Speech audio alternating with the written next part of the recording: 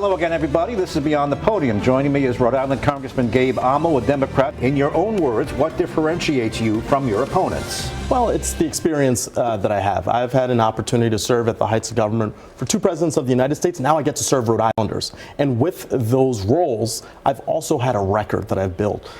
Passing legislation in my first 10 months in office, that's just a small bit of what I will do with a full term in office. All right, explain what you see as the most important issue facing Rhode Island.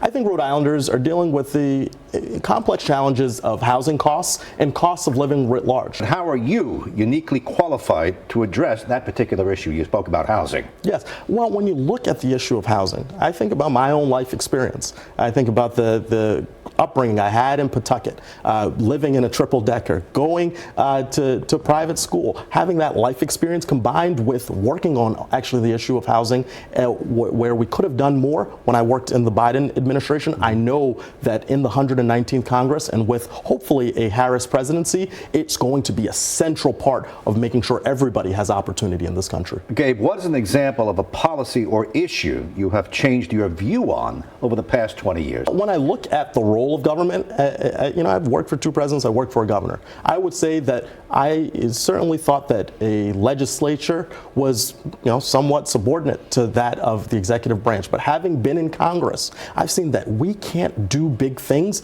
unless we pass meaningful legislation. That's one of the reasons I ran, is so that we can make the promise of our government possible by combining the executive's role and that of the legislature, putting forth great ideas. Is there a question you wish someone would ask you on the campaign trail?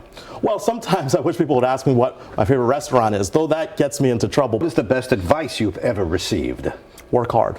Work hard. Make sure that you are there to turn the lights out. Make sure that people don't only hear that you're working, but that you work to your fullest possibility when no one's watching. You can get to know your candidates and watch all of our interviews with politicians running for office in our area at turnto10.com.